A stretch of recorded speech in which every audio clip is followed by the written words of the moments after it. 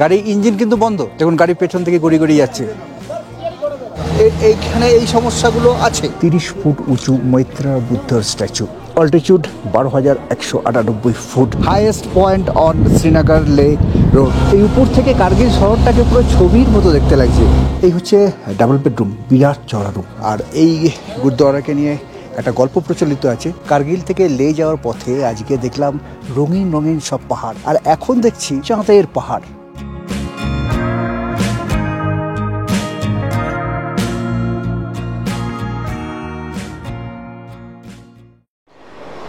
Good morning from Kargil. Kargil বললাম বটে, কিন্তু এই জায়গাটা কার্গিল যে বাজার তার থেকে 10 কিলোমিটার দূরে। জায়গাটার নাম চুটুক। আমাদের যে হোটেল তার নাম চুটুক হাইটস। সামনে দিয়ে এই যে নদীটা বয়ে যাচ্ছে এর নাম সুরু নদী। সরু নয়, সুরু নদী। এই হোটেলের লোকেশনটা যে কী সুন্দর, এই মুখে বলে বোঝানো যাবে না। কালো পিচের রাস্তা, পাশ দিয়ে সুরু নদী। সুরু নদীর জলটা আজকে কিন্তু বেশ কালো লাগছে। জলটা সাধারণত একটু নীলচে ভাব থাকে, কেন এতটা কালো হচ্ছে সেটা জানি না। তবে উপরের বরফ গলছে, তার ফলে নদীতে জল কিন্তু অনেক বেশি। ওই উপরের পাহাড়গুলোতে বেশ কিছু আইবেক্স যদি দেখতে পেতাম চলে বেড়াচ্ছে, তাহলে একদম 16 কলা পূর্ণ হয়ে যেত। আজ আমরা কার্গিল থেকে যাব লে। যাওয়ার পথে অনেক দ্রষ্টব্য আছে। দুটো পাস পেরোবো, নামিকলা, ফটুলা, সেটা পেরোবো। এছাড়া আরও বেশ কিছু দ্রষ্টব্য আছে, সব কটাই আপনাদের দেখাবো। কিন্তু তার আগে এখন ব্রেকফাস্টটা করি। এই যে হোটেল, আজকে 22শে মে 2025, আমরা ছাড়া আর কোনো গেস্ট এই মুহূর্তে নেই। আস্তে আস্তে গেস্টরা আসছেন।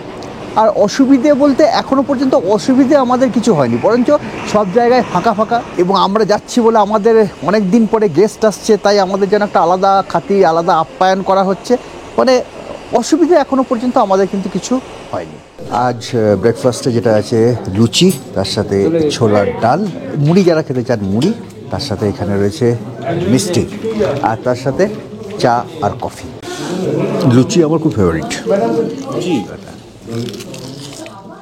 ব্যস্ততা যাকে বলে চরমে। আমাদের লাগেজ সব বেরিয়ে গেছে, কিন্তু লাগেজটা আজকে আমার গাড়ি জি, কিন্তু আমার লাগেজ উঠবে বি গাড়িতে বা এ গাড়িতে। এই হচ্ছে সুরু নদী, আর সুরু নদীর ধারে এই হচ্ছে আমাদের হোটেল চুটুক হাইটস। এই জায়গাটার নাম চুটুক। আমরা এখানে তো আছি হোটেল চুটুক হাইটসে। এই চুটুক হাইটসে আপনারা যদি থাকতে চান, ডিটেলস এখানে দিয়ে দিলাম। মোহাম্মদ আলী এখানকার ম্যানেজার, দারুণভাবে আমাদের আপ্যায়ন করেছেন অনেক দিন পরে। अभी गेस्ट कितना आ रहा है सर? अभी तो आज होटल फुल थे। हाँ। कल का आज जो नेक्स्ट आने वाले रात थे, हाँ। उसके लिए अभी टेम्पो ट्रैवलर उनका किचन का ग्रुप आ गया है। अच्छा, तो ये लोग टूरिस्ट आना शुरू हो गया? हाँ, टूरिस्ट आना शुरू हो गया है। अच्छा, तो ये सबको वेलकम है कारगिल में और लेह लद्दाख में सर। আপনারাও আসুন। আস্তে আস্তে সমস্ত কিছু নর্মালের দিকে যাচ্ছে। 9:53 আমরা শুরু করলাম কার্গিল থেকে লের উদ্দেশ্যে আমাদের যাত্রা। যেতে কতক্ষণ লাগে সেটা তো আপনাদের দেখাবোই। ওখানে কখন গিয়ে পৌঁছেছি, রাস্তার কী অবস্থা। আজকে মে মাসের 22 তারিখ। জ্যাকেট একটা পরেছি, ট্রেনটা খোলা রাখলেও হয় এরকম। খুব ঠান্ডা কিছু নেই, 9 ডিগ্রি দেখাচ্ছে। 9 ডিগ্রির মতো ঠান্ডা কিন্তু নেই। এই রাস্তার ডান পাশেই কিন্তু সুরু নদী চলেছে। এই যে রাস্তা দিয়ে আসছিলাম সেই রাস্তা আমরা ছেড়ে দিলাম, ছেড়ে দিয়ে এই এখান দিয়ে বেঁকে আর এই নিচে দিয়ে বয়ে যাচ্ছে সুরু নদী। কি প্রবল স্রোত। আমরা এদিক দিয়ে বেঁকে গেলাম কার্গিল শহরকে পেছনে ফেলে। আমরা এগিয়ে চললাম এখন লের উদ্দেশ্যে। লে এখান থেকে 222 কিলোমিটার, কিন্তু তার আগে মুলবেগ 36 কিলোমিটার, আর লামায়রু মনাস্ট্রি 99 কিলোমিটার। মোটামুটি কার্গিল থেকে লে যাওয়ার সময় লামায়রু মনাস্ট্রিটাকে বলা যেতে পারে মিডল পয়েন্ট, যেটা কার্গিল বীরস্থল।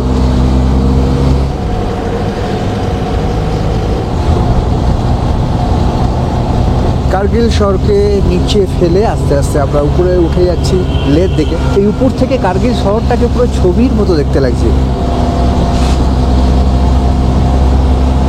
সামনে পাহাড়গুলোর উপরে বরফ পড়ে রয়েছে, একদম মনে হয় যেন পাহাড়গুলোর মাথায় রূপোর মুকুট পরানো রয়েছে।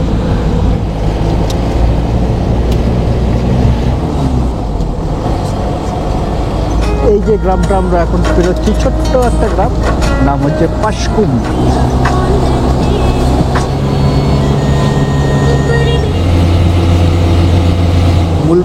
মুলবেক এখান থেকে আর মাত্র 10 কিলোমিটার। আজকে মুলবেকই হচ্ছে আমাদের প্রথম গন্তব্য, যেখানে আছে এক মৈত্রীয় বুদ্ধের খোদাই করা মূর্তি।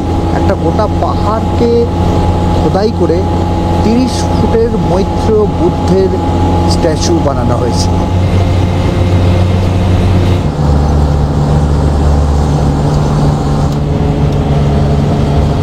মুলবেক আমরা প্রায় পৌঁছে গেছি।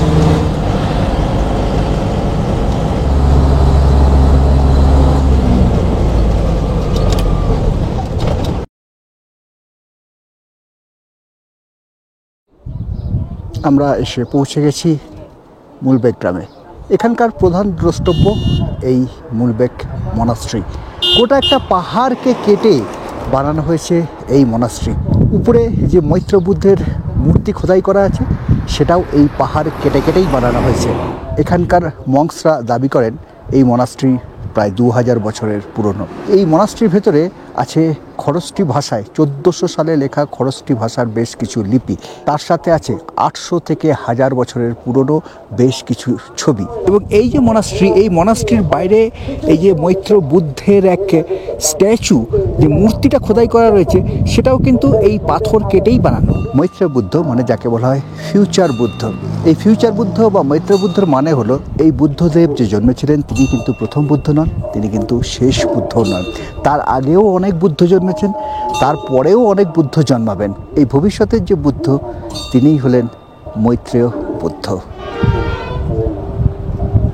এখানে রয়েছে বিশাল এক বড় প্রেয়ার হুইল, এবং এই প্রেয়ার হুইল আপনারা জানেন সবসময় ক্লকওয়াইজ ঘোরাতে হয়।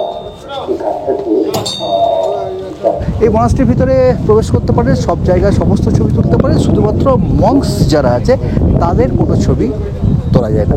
জুতো খুলে প্রবেশ করতে হয়, 20 টাকা করে প্রবেশ মূল্য।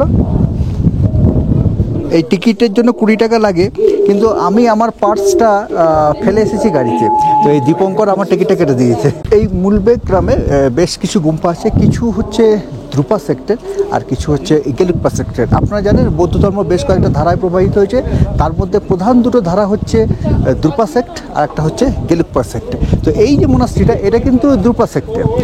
গেলুকপা সেক্টের যে গুম্ফাগুলো সেগুলোও আছে, সেটা এখান থেকে ওই পাহাড়ের উপরে একটা গেলুকপার মনাস্ট্রি সেটা আছে, আর এই পাশের সামনের দিকেও একটা গুম্ফা আছে, সেটাও গেলুকপা সেক্টর। চলুন আমরা ভেতরে যাই। এটা তো মনাস্ট্রির যে দরজা, তার বাইরে সেখানকার পেন্টিং, এর ভেতরেও কিছু পেন্টিং আছে। আর ঢোকার সাথে সাথে এই যে স্ট্যাচু দেখবেন, এটা হচ্ছে 30 ফুট উঁচু মৈত্রা বুদ্ধর স্ট্যাচু। মৈত্রা বুদ্ধ মানে ফিউচার বুদ্ধ। পুজোর প্রসাদ, সেটা তো আমাদের যেরকম পুজোর প্রসাদ হয়ে থাকে, খিচুড়ি প্রসাদ, ভোগ প্রসাদ, ভগবান বুদ্ধের যে প্রসাদ, সেই প্রসাদ কিন্তু দারুণ সুন্দর। এ দেখুন, dry fruits, fruit juice, chocolate এবং জল, এই সমস্ত কিছুই হচ্ছে ভগবান বুদ্ধের উদ্দেশ্যে নিবেদন করা হয়। এই পুরো পাহাড়টা কেটে কেটে বানানো হয়েছে এই স্ট্যাচু এবং এই মনাস্ট্রি। এই ভেতরে কিছু ছবি আছে, এই ছবিগুলো যেহেতু অনেক পুরনো ছবি, ফ্ল্যাশ এখানে জ্বালাবেন না। ছবি তুলতে পারেন, কিন্তু ফ্ল্যাশ এখানে দেওয়া বারণ।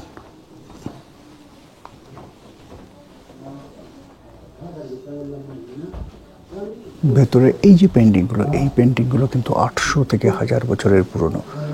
রং কিন্তু একটুও নষ্ট হয়নি।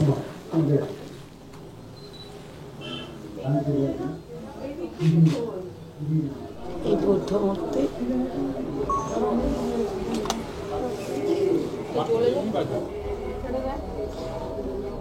এখান থেকে আমরা বেরোলাম। আচ্ছা, এখান থেকে বেরোনোর আগে কিন্তু টয়লেটটা করে নেবেন, লামায়ুরির আগে কিন্তু টয়লেট পাবেন না। ওইখান থেকে নিচে একটা টয়লেট আছে, আর এই যে রেস্টুরেন্ট, এই রেস্টুরেন্টেরও একটা টয়লেট আছে, এটা হচ্ছে 10 টাকা করে।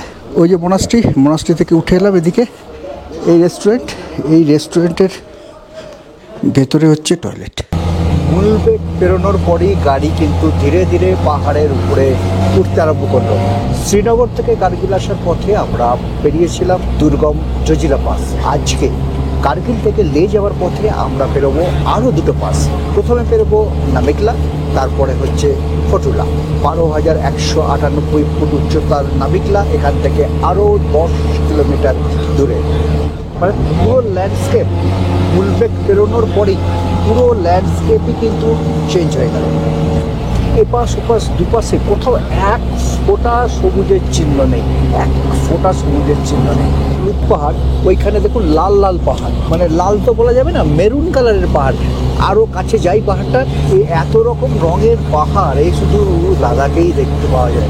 আপনারা যদি শীতকালে লাদাখে আসেন, এই সব বরফে ঢাকা থাকবে, তো তার ফলে একটাই রং দেখতে পাবে, সেটা শুধু সাদা। কিন্তু এই যে লাল পাহাড়, হলুদ, ডিপ হলুদ, এই যে বিভিন্ন রঙের পাহাড়গুলো যেগুলো এখন দেখতে পাচ্ছেন, সেটা কিন্তু শীতকালে দেখতে পাবেন না। এইগুলোতে আয়রন বেশি আছে, সেই জন্য লালচে লালচে রং। মুলবেক থেকে এই নামিকলা 14 কিলোমিটার মতো রাস্তা। আমাদের ড্রাইভার নিখুঁতই জানালেন, এখানে যেহেতু বাতাসে অক্সিজেন কম, তাই গাড়িতে মাঝে মাঝে একটু সমস্যা হয়। ফুয়েলটা বার্ন হতে অক্সিজেন লাগে, অক্সিজেন যেহেতু বায়ুতে কম থাকে। আমাদের আগের গাড়িগুলো নামিকলা পৌঁছে গেছে।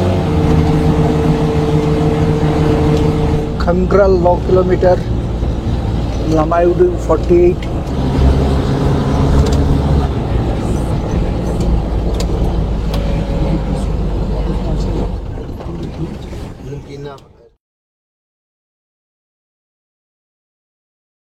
পৌঁছে গেছি নামিকলা পাস, 12,198 ফুট।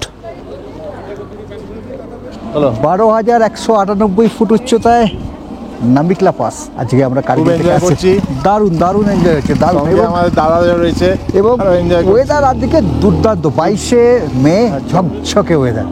এত ভালো ওয়েদার পাবো এটা ভাবতেও পারিনি। Altitude 12,198 foot. এখন আমরা এসে হাজির হয়েছি নামিকলা পাস। আজকে আমরা দুটো পাস বেরোবো, তার মধ্যে এই হচ্ছে নামিকলা পাস 12,198 ফুট, সেটাতে এখন আমরা এসেছি। এরপরে আসবে ফটুলা, এখান থেকে আরেকটু দূরে। এখানে রয়েছে ছোট্ট একটা ক্যাফে, নামিকলা ক্যাফে, কিন্তু ক্যাফে বন্ধ, টুরিস্ট নেই, এটাই হচ্ছে অসুবিধে। বিহারের তরফ থেকে এখানে কিন্তু একটা ম্যাপ ঠিক বলা যাবে না, একটা স্কেচ মতো করা আছে। জম্মু থেকে শুরু হয়েছে আমাদের যাত্রা, তারপরে শ্রীনগরের পরে সোনমার্গ, তারপরে হচ্ছে বালতাল। ওইখান থেকে একটু, বালতাল থেকে একটু উপরে হচ্ছে অমরনাথ আমরা যাইনি, তার পাশ দিয়ে বেরিয়ে এসেছি। তারপরে পেরিয়েছি জজিলা পাস, এরপরে মাতিয়ান গ্রাম, তারপরে পান্দ্রাস, তারপরে দ্রাস, মানে যেখানে আমরা কার্গিল ওয়ার মেমোরিয়াল দেখেছি। ওই দ্রাস গ্রাম থেকে একটু এগিয়েই হচ্ছে কার্গিলের ওয়ার মেমোরিয়াল। সেখান থেকে আমরা এসে পৌঁছেছি কার্গিল থেকে সুরু ভ্যালির দিকে, এইদিকে নিচের দিকে চলে যাচ্ছে সুরু ভ্যালি, মানে বাঁ দিকে চলে যাচ্ছে সুরু ভ্যালি। আমরা সুরু ভ্যালিতে চুটুক হাইটস হোটেলে ছিলাম। এবার এখান থেকে এই যে রাস্তাটা, এই রাস্তাটা কিন্তু দুভাগে চলে যাচ্ছে। একটা চলে যাচ্ছে বাটালিক হয়ে, আর একটা চলে যাচ্ছে এই যে মুলবেক, যেটা হয়ে আমরা এসেছি মুলবেক। এই হচ্ছে নামিকলা, এখানে এখন আমরা রয়েছি। এরপরে পেরোবো ফটুলা, তারপরে আসবে লামায়ুরু, তারপরে আসবে খালসি। আর এখান থেকে এই বাটালিক হয়েও আসা যায় খালসিতে। এরপরে এখানে হচ্ছে পাত্থর সাহেব গুরুদ্বারা, এখান থেকে এদিকে হচ্ছে লে থেকে এদিকে যাচ্ছে নুব্রা, এপাশে যাচ্ছে ব্যাংকক। আর এই যে নামিকলা পাস পর্যন্ত আমরা উঠে এলাম, একেবারে মাখনের মতো রাস্তা যাকে বলে। এই রাস্তা বানানোর পুরো ক্রেডিট বিআরও, আর এই কারণে এখানে একটা সাইনেজ রয়েছে, আই লাভ বিআরও। আর এই পেছনের ল্যান্ডস্কেপটা শুধু একবার দেখুন। এখানে আমাদের গাড়িটা দাঁড়িয়ে আছে, আমাদের বাকি গাড়িগুলো আগে এসে গেছিলো, ওরা চলে গেছে। আমাদের গাড়িতে অক্সিজেনের একটু প্রবলেম হচ্ছে, তাই আমাদের পৌঁছতে একটু দেরি হয়েছে, আমরা রয়ে গেছি, বাকিরা এগিয়ে গেছে। এই আর একটা টুরিস্ট গাড়ি রয়েছে, মানে গাড়ি কিন্তু আসছে, টুরিস্টরা ধীরে ধীরে আসছে। নামিকলা পাসকে বাই বাই বলে আমরা এগিয়ে চলেছি আজকে দ্বিতীয় পাস ফটুলা। রঙিন পাহাড়, তার উপরে সাদা পাহাড়। এইখানে কিন্তু দেখুন অল্প অল্প সবুজ ছোট্ট ছোট্ট কিছু গুল্ম জাতীয় গাছ রয়েছে।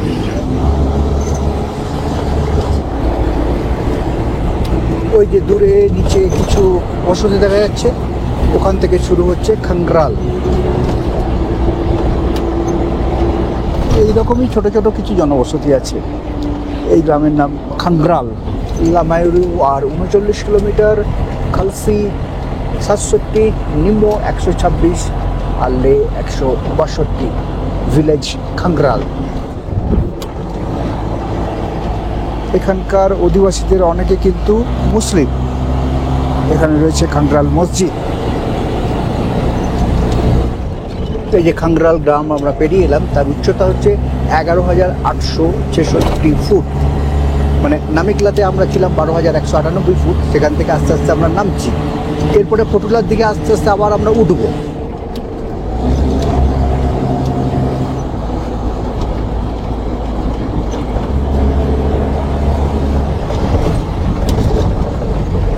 দেখুন এখানকার ল্যান্ডস্কেপটা দেখুন, বায়ুর ঘর্ষণের ফলে পাথরের নরম যে পাথরগুলো সেগুলো হয়ে গেছে, আর শক্ত পাথর সেগুলো রয়ে গেছে।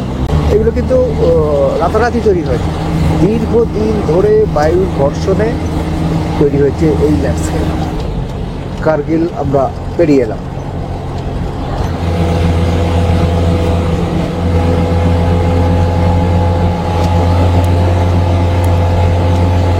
আবার আস্তে আস্তে আমরা উপরে উঠছি।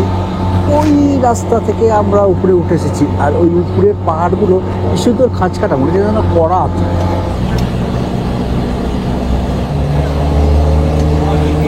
এই পাহাড় যে কত সুন্দর হয়, এই লাদাখ না এলে সেটা বোঝা যায় না।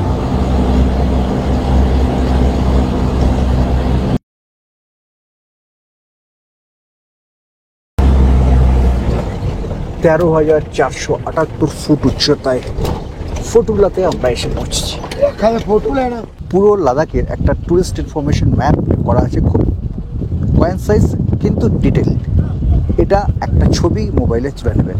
আমরা রয়েছি ঠিক এখানটায়, Fotula, FATULA। Fotula top 13,479 feet, highest point on Srinagar Leh road. এই শ্রীনগর লে রোডে 3টে পাস আমাদের পেরোতে হয়। গতকাল আমরা পেরিয়েছিলাম জজিলা, আর আজকে আমরা পেরিয়েছি 2টো পাস, সেটা হচ্ছে নামিকলা, আর এখন আমরা রয়েছি ফটুলাতে। ফটুলা হচ্ছে 13,479 ফুট। আর এপাশে বরফ ঢাকা পাহাড়ের চূড়াগুলো দেখুন।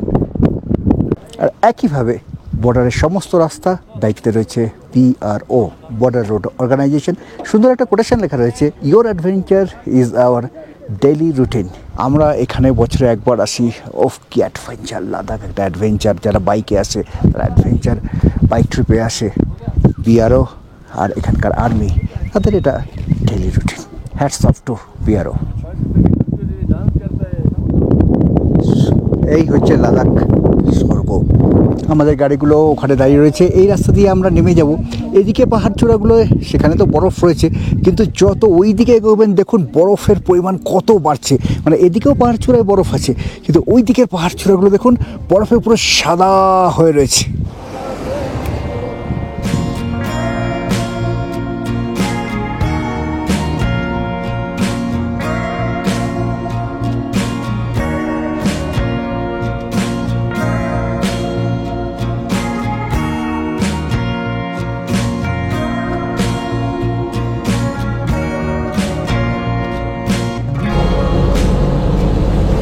ওই হচ্ছে লামায়ুরু মনাস্ট্রি।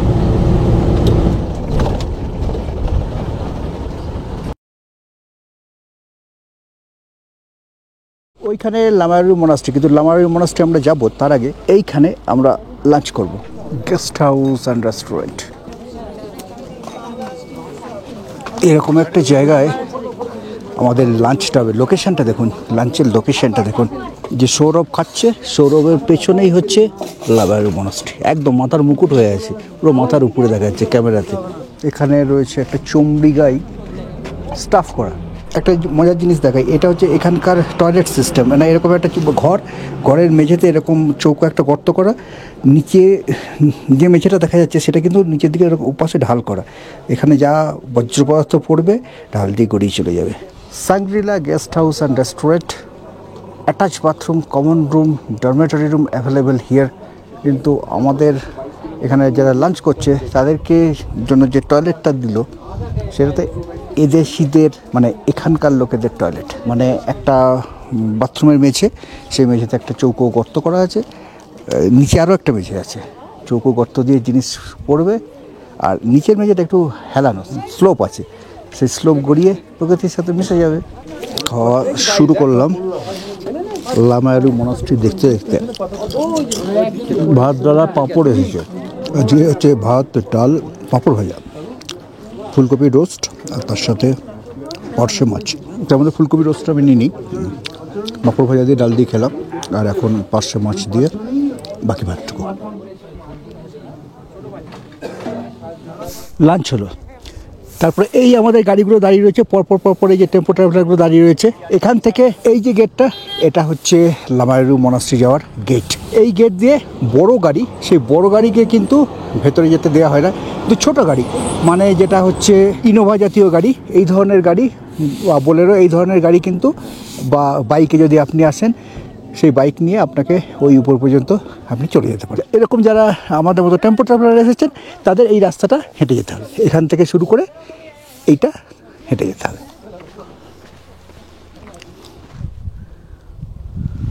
এই দেখুন এখানেও একটা স্টাফ করা ইয়াক রয়েছে, এখানে রয়েছে বিরাট এক প্রেয়ার হুইল, ওই উপরে রয়েছে কয়েকটা চড়তেন, আর এখানে রয়েছে আরও একটা প্রেয়ার হুইল। এই মনাস্ট্রি গেট, আর গেটের সামনে এই হচ্ছে রেস্টুরেন্ট, এটা এন্ট্রি গেট, তার পাশেই এখানে একটা রয়েছে hotel and restaurant.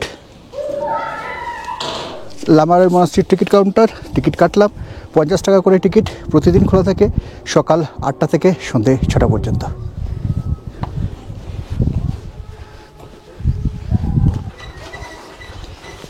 Main temple আরও দেওয়া আছে, সাঙ্গে লাংখা সেটা এই পাশে, আর অবলোকিতেশ্বর টেম্পল সেটা এ পাশে। চলুন মেন টেম্পল থেকে আমরা ঘুরে আসি। উপরে এগুলো হচ্ছে চড়তেন, এই যে উঠেলেন, এই দেখুন এখানে মেন টেম্পল লেখা আছে, এই পাশটায় হচ্ছে মেন টেম্পল। এখানে প্রায় 200 মতো লামা বসবাস করেন, তারাই এই মনাস্ট্রি রক্ষণাবেক্ষণ করেন। ওই দেখুন পেছনে বরফ ঢাকা পাহাড়গুলো, আর এখানকার এই ল্যান্ডস্কেপটা দেখুন, এই যে মুনল্যান্ড যেটা দেখেন সেই ল্যান্ডস্কেপ এখান থেকেই শুরু। এই লামায়ারু দেখে আমরা যখন লের উদ্দেশ্যে যাব তখন আমাদের গাড়ি ওপাশ দিয়ে যাবে, ওই মুনল্যান্ডেও আমরা দাঁড়াবো, আরও কাছ থেকে আরও ভালো করে মুনল্যান্ড দেখব। এই হচ্ছে ভেতরে মেইন টেম্পল, কিন্তু ভেতরে কোনো রকম ফটোগ্রাফি ভিডিওগ্রাফি করা নিষেধ।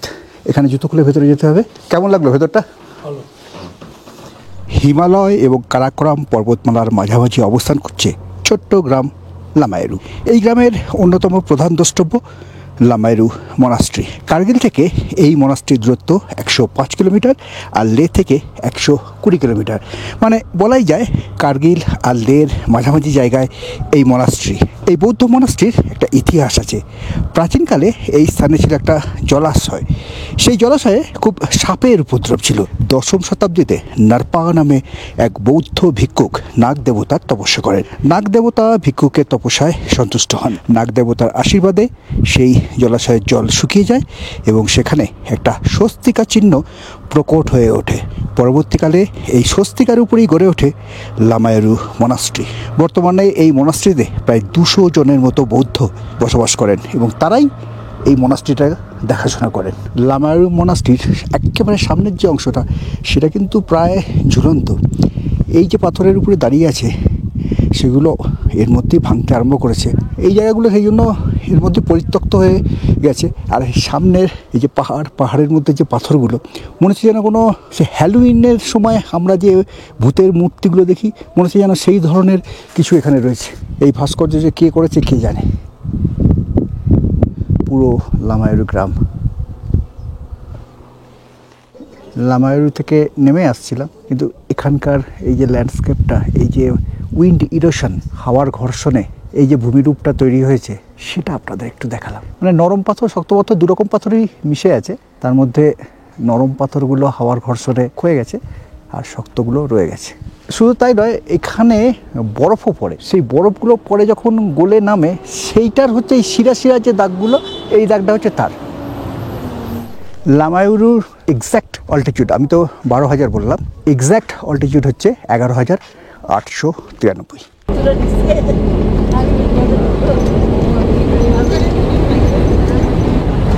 খালসি 15, আলচি 50, লে 120।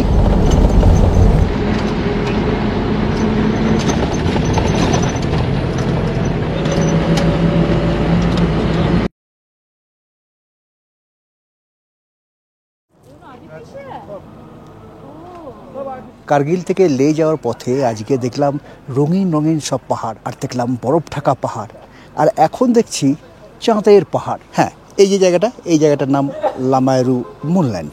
এই যে ল্যান্ডস্কেপ, সেটা চাঁদের ল্যান্ডস্কেপের সাথে একই রকম। জায়গাটা লামায়রুতে, তাই লামায়রু মুনল্যান্ড। একই রকমভাবে কিয়োতো মুনল্যান্ড, সেটা আপনারা দেখেছেন। আরও এরকম অনেক জায়গাতে এই ধরনের ল্যান্ডস্কেপ আছে, কিন্তু এখানকার ল্যান্ডস্কেপটা সত্যিই ইউনিক।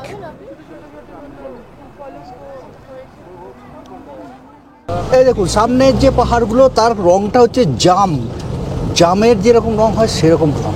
এখানকার মাটিতে বিভিন্ন রকমের কেমিক্যালস মিশে আছে, যেখানে যে কেমিক্যালসের আধিক্য সেই অনুযায়ী সেখানকার পাথরের রংটা চেঞ্জ হয়ে যায়।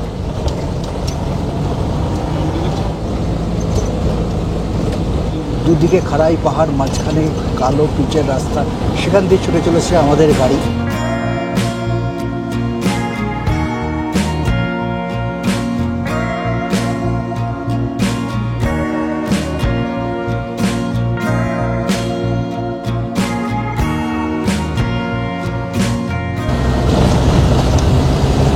খালসি চেকপোস্ট পেরিয়ে আমরা এখন খালসি বাজার হয়ে যাচ্ছি।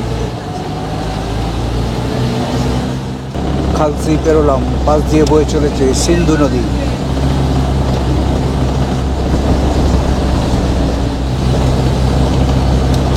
এই গ্রামের নাম নুরলা। কি সুন্দর গ্রামগুলো, এক একটা ছবির মতো গ্রাম। পেরোলাম নুরলা গ্রাম। নুরলা গ্রামের এরপরেই হচ্ছে নুরলা ব্রিজ। ছোট্ট একটা পাহাড়ি নদী, অল্প জল রয়েছে।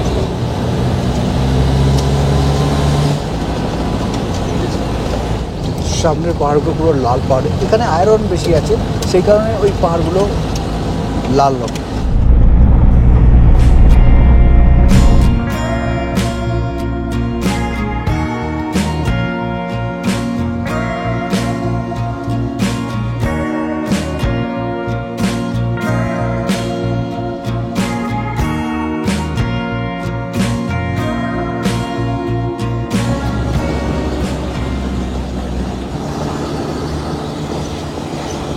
এই হচ্ছে সিন্ধু নদী, পাশ দিয়ে বয়ে চলেছে। কিন্তু এই সিন্ধু নদীর জলটা এত ঘোলা কেন? একদম কাদা গোলা জল।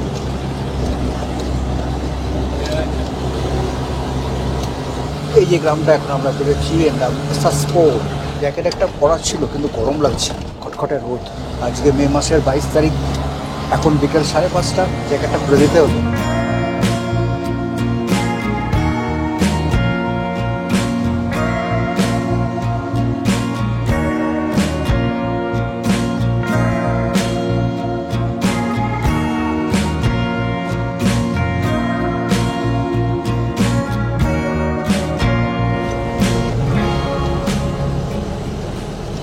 এটা হচ্ছে বাজগো গ্রাম, বাজগো।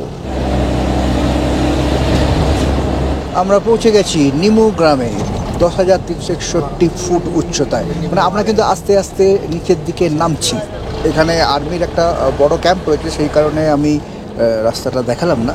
নিমু বাজার, এটা একটা ওষুধের দোকান দেখতে পাচ্ছি। অ্যাপ্রিকট কিচেন, বাবা বিরাট রেস্টুরেন্ট। আর এই নিম্মু গ্রামেই রয়েছে সিন্ধু নদী এবং জাস্কার নদী, এই দুই নদীর সঙ্গম। যেহেতু দুটো নদীর সঙ্গম হচ্ছে, ওই জায়গাটার নামও হয়ে গেছে সঙ্গম। সঙ্গম অ্যাকচুয়ালি এই যে মেন আমরা যে রাস্তা দিয়ে যাচ্ছি, সেখান থেকে কিন্তু নিচে নামতে হয়, কিন্তু আমাদের গাড়ি সেই পারমিট আছে কি না আমি জানি না। যদি না থাকে তাহলে উপর থেকে সেই ভিউটা পাওয়া যায়।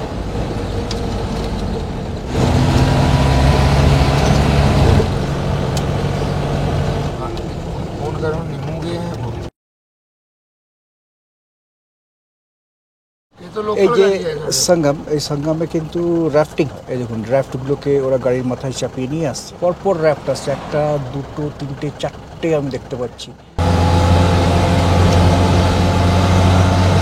ওই নিচে যে রাস্তাটা দেখালাম, ডান দিক দিয়ে চলে যাচ্ছে রাফটগুলো যেখান দিয়ে আসছিল, ওই দিকে বেশ কিছুটা নিচে গেলে সেটা হচ্ছে জাস্কার আর সিন্ধু নদীর সঙ্গম। বাঁ দিক থেকে আসবে সিন্ধু নদী, আর সোজা আসবে জাস্কার নদী।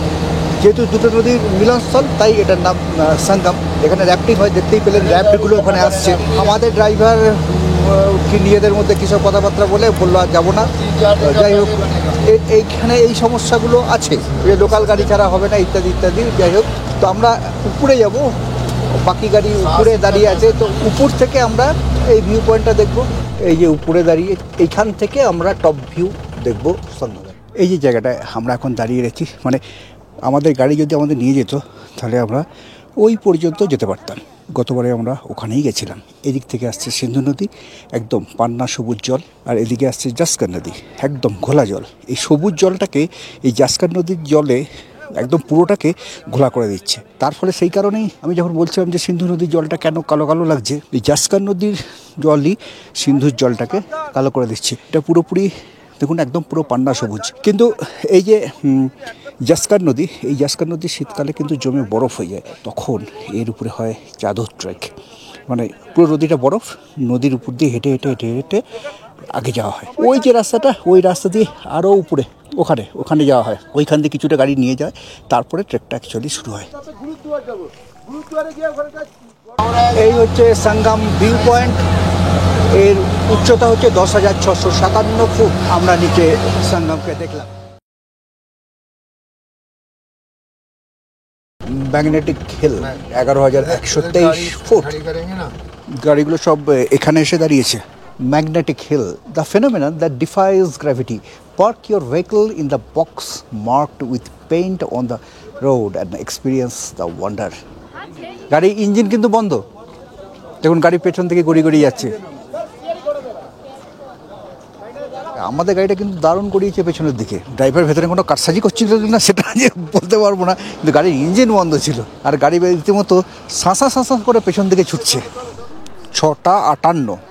ওই দেখুন পাহাড়ের উপরে সুন্দর রোদ পড়েছে। আমরা এখন দাঁড়িয়ে রয়েছি ম্যাগনেটিক হিলে। এই যে ম্যাগনেটিক হিলের এই যে জায়গাটা করা রয়েছে, এই স্টপ লেখা রয়েছে, আর এই যে জায়গাটা, এখানে যদি গাড়িকে দাঁড় করান তাহলে নিউট্রালও যদি করে দেন, গাড়িটা পেছনের দিকে গড়াতে গড়াতে গড়াতে গড়াতে যাবে।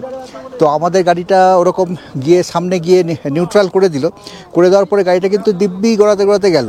ড্রাইভার কিন্তু পুরোপুরি ইঞ্জিন বন্ধ করে দিয়েছিল। এখানে যারা স্থানীয় লাদাখি তারা যেটা বলেন, এই যে যেদিকে ঢাল তার উল্টো দিকে গাড়ি চলছে, অটোমেটিক্যালি চলছে, কেউ যেন টানছে, এখানে হচ্ছে স্বর্গে যাওয়ার একটা সিধা রাস্তা।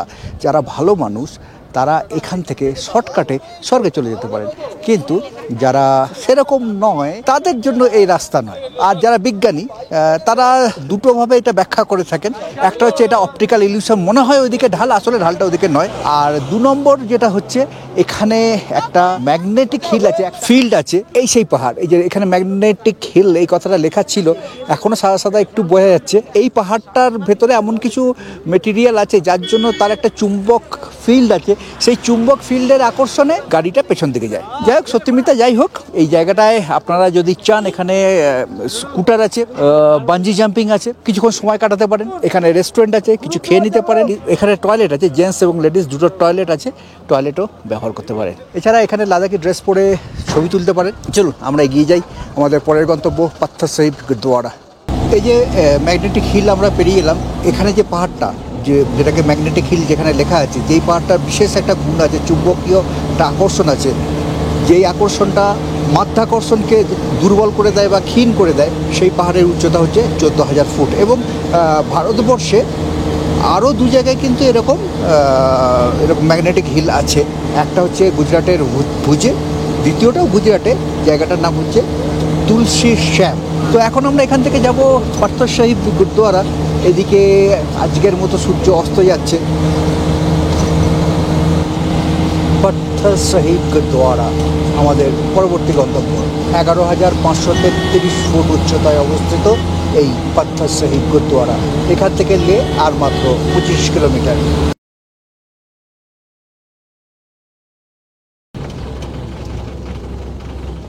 এই হচ্ছে পাথর সাহিব গুরুদ্বারা। এখানে যেতে হলে কিন্তু জল পেরিয়ে যেতে হয়। এই যে প্রবেশ পথ পাথর সাহিব গুরুদ্বারার, যেরকম পাঞ্জাবে স্বর্ণ মন্দিরে বা অন্য যে কোনো গুরুদ্বারাতে প্রবেশ করতে হলে জল পেরিয়ে প্রবেশ করতে হয়, এখানেও ঠিক তেমনি পবিত্র হয়ে ভেতরে প্রবেশ করতে হয়। মাথায় কিছু একটা কাপড় চাপা দিতে হবে। এই হচ্ছে গুরুদ্বারায় প্রবেশের পথ। পাথর সাহিব, কারণ এই গুরুদ্বারার ভেতরে আছে একটা পাথর, যে পাথরটাতে গুরু নানকের একটা অবয়ব, একটা প্রতিকৃতি আঁকা রয়েছে। এই গুরুদ্বারার ভেতরে কিন্তু কোনো রকম ভিডিওগ্রাফি করা যায় না, তবে মোবাইলে আপনি ছবি তুলতে পারেন। আর এই গুরুদ্বারাকে নিয়ে একটা গল্প প্রচলিত আছে। গুরু নানক এখানে এসেছিলেন 1513 খ্রিস্টাব্দ নাগাদ, এখানে বেশ কিছুদিন ছিলেন। তো সেই সময় তিনি এখানকার স্থানীয় যে মানুষ তাদের দুঃখ দুর্দশার কথা শুনতেন এবং যতটা সম্ভব পারতেন তাদের দুঃখ দুর্দশার লাঘব করার চেষ্টা করতেন। সেই সময় এক রাক্ষস পাহাড়ের উপর থেকে গুরু নানকের দিকে একটা বড় পাথর গড়িয়ে দেন, কিন্তু সেই পাথর গড়িয়ে এসে গুরুর গায়ে লাগাবার পর গুরুর তো কিছু হয়নি, গুরুর একটা প্রতিকৃতি সেই পাথরের মধ্যে হয়ে গেছিল। এরপরে সেই রাক্ষস রেগে সেই পাথরকে লাথি মারার চেষ্টা করে, তার পা সেই পাথরে আটকে যায়। তখন সেই রাক্ষস বুঝতে পারে গুরু নানক কোনো সাধারণ মানুষ নন, গুরুর কাছে উনি ক্ষমা চান এবং গুরু নানক তাকে ক্ষমা করে দেন। এখানে জুতো খুলে এখানে রাখার জায়গা আছে, এখানে রাখবেন। ভেতরে বসার জায়গা রয়েছে। এখানে আর যেটা রয়েছে সেটা হচ্ছে প্রসাদ, এদিকে চা, আর এখানে হচ্ছে বোঁদে।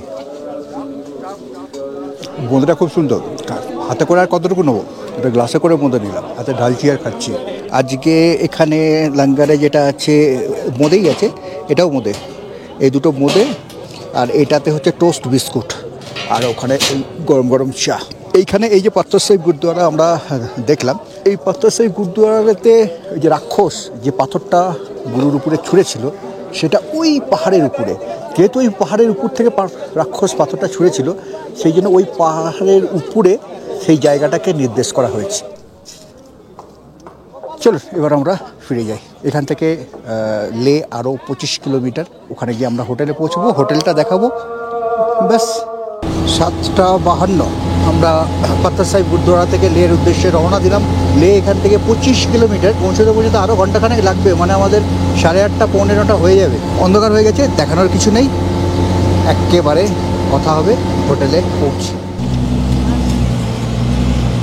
এই হচ্ছে আমাদের হোটেল এভারগ্রিন। এই হচ্ছে হোটেল এভারগ্রিন। লাদাখে আমাদের মানে লেতে আমাদের দুটো হোটেল, একটা হোটেল এভারগ্রিন, এখানে বেশিরভাগ গেস্ট এখানে থাকবে, বাকি গেস্ট তাদের মধ্যে আমিও আছি অন্য হোটেলে থাকবে। ঠান্ডা, লেতে অনেক ঠান্ডা, সেই জন্য এখানে বনফায়ার চলছে, ভালো লাগছে। কিন্তু দুপুরে রোদে পড়ে যাচ্ছিলাম, এখন আগুনের তাপটা কিন্তু ভালো লাগছে। 8:36, ঠান্ডা কিন্তু ভালোই আছে। আমাদের দ্বিতীয় যে গাড়ি সেই গাড়িও কিন্তু পৌঁছে গেছে। এখানে চা আর স্ন্যাক্সের ব্যবস্থা কিন্তু করা হয়েছে, কারণ এখন 8:30 বাজছে, চা স্ন্যাক্স বানাতে গেলে অনেক সময় লাগবে। এখানেই রেডি করা হয়েছে। এখানে স্ন্যাক্সে আছে ব্রেড পকোড়া আর ওখানে আছে চা। এই হচ্ছে হোটেলের রিসেপশন। চেক ইন টাইম সকাল 10টা, চেক আউট টাইম সকাল 9টা। আমরা তো এখনই 9টা বেজে গেল। সুন্দর হোটেল। এখানে বসার যে সোফা সেটটা রয়েছে বেশ দামি সোফা সেট, সুন্দর সাজানো গোছানো। আচ্ছা, এই যে হোটেল এভারগ্রিন, তার ডিটেলস আমি এখানে দিয়ে দিলাম। আপনি যোগাযোগ করতে চান যোগাযোগ করে নিতে পারেন। इसको क्या बोलते हैं? इसको खतक्स बोलते हैं। खतक्स। वेलकम जो हम गेस्ट के लिए ना स्पेशल लद्दाखी, एग्लो के बोले यहाँ पे क्या खतक्स। 8 लक्की सीन होता है सर। अच्छा। और वेलकम क्योंकि यहाँ पे हमारा प्रिंट होता है, हाँ। तो वेलकम के लिए अच्छा। लिखा होता है यहाँ पे, जो बुद्धि का हमारा लद्दाख के ट्रेडिशनल। अच्छा। और 8 लक्की सीन बना होता है। লাদাখে ট্র্যাডিশনালি এই খাতাক, এটাকে বলা হয় খাতাক। এই খাতাক দিয়ে সবাইকে গেস্টদের ওয়েলকাম করা হয়। 8টা লাকি সাইন এখানে আছে, যদি এই দেখেন এখানে এরকম হবে 8টা লাকি সাইন এখানে আছে। এটা একটা অভিনব ব্যাপার। এই যে রুমের লটারি হচ্ছে এখানে, এইখানে লিফট, পাশে সিঁড়ি, আর এখানেও কতগুলো রুম এখানে আছে। এইগুলো হচ্ছে এভারগ্রিনের ডাবল বেডরুম। সুন্দর রুম, সুন্দর রুম। ওইদিকে দুটো বেড সাইড টেবিল এখানে রয়েছে, ওখানে চেয়ার রয়েছে, টি টেবিল রয়েছে, টিভি রয়েছে, কাবার্ড রয়েছে, দেয়াল জোড়া আয়না, এখানে চায়ের সরঞ্জাম, কমপ্লিমেন্টারি জল সেটাও দেখতে পাচ্ছি। আর এটা হচ্ছে ওয়াশরুম মানে বাথরুম। সত্যি খুব সুন্দর, খুব সুন্দর। এখানে শেভিং কিট, ডেন্টাল কিট, সাবান, শাওয়ার ক্যাপ সমস্ত কিছু দেওয়া আছে, সমস্ত কিছু। আমাদের অন্য যে হোটেলটা সেটা হচ্ছে মার্সম্যারিক। এই হচ্ছে হোটেলের রিসেপশন। এই যে হোটেলটা, এখানে আসার সাথে সাথে কারেন্ট চলে গেল, এখানে আলোও তো নেই। লাইট আসুক তখন দেখাবো, আর নয়তো কাল সকালে দেখাবো। 9টা বেজে গেছে, 9:30 বাজছে, এখনও রুমে ঢুকিনি। কারেন্ট ছিল না, সেই কারণে রুমটা আপনাদের দেখাতে পারিনি। কারেন্ট এসেছে কিন্তু এর মধ্যে আমরা ওলঢাল করে ফেলেছি, সেই জন্যই আর কি ওলঢাল হওয়ার আগেই আপনাদের রুমটা দেখাই। যে যাই হোক, একটু ক্ষমা জ্ঞান করে রুম টুরটা নিয়ে নেবেন। এই হচ্ছে ডাবল বেডরুম, বিরাট চড়া রুম, মানে 6x7 খাটটা, বেডসাইড টেবিল যেটা রয়েছে, কমপ্লিমেন্টারি জলের বোতল সেটা দেওয়া রয়েছে, টেবিল আছে, একটা চেয়ার আছে, এখানে টিভি র্যাক, তার পাশে এখানে রয়েছে গরম জলের কেটলি, আর চায়ের সরঞ্জাম না, চায়ের সরঞ্জামটা এখানে নেই। জলের বোতল সেটা তো বললাম। এখানে আমি আমার এগুলো চার্জ দিতে বসিয়েছি কারেন্ট আসার সাথে সাথে। এটা হচ্ছে বিরাট একটা আয়না, full length mirror, almost full length mirror. এখানে একটা কাবার্ড, বসার জন্য জায়গা, এবং এখানে আরও একটা বেড আছে। আর এটা হচ্ছে ওয়াশরুম, বেশ বড়, মানে বেশ বড় মানে অনেক বড়, অনেক বড়। আমাদের হোটেলের নাম হচ্ছে হোটেল মার্সামিক। এটা হচ্ছে বেসিন। টাওয়েল কি এখানে দেওয়া আছে? এখানে টিস্যু রোল আছে না? টাওয়েল, ও টাওয়েল তো বিছানার উপরেই ছিল। আর এখানে গিজার নেই, তার মানে সেন্ট্রালাইজড গিজার। ভালো, সুন্দর। ঠান্ডা খুব একটা নেই। রুমের ভেতরে থাকলে একটা ফুল শার্ট পরে তুমি কাজ হয়ে যাচ্ছে, রুমের বাইরে গেলে জ্যাকেটটা চাপাতে হচ্ছে। আজকে 22শে মে 2025। সেই রাতে খাওয়ারে মেনুতে ছিল রুটি আর তার সাথে চিকেন। যারা ভাত খেয়েছে তাদের জন্য অবশ্য ভাতের ব্যবস্থাও ছিল।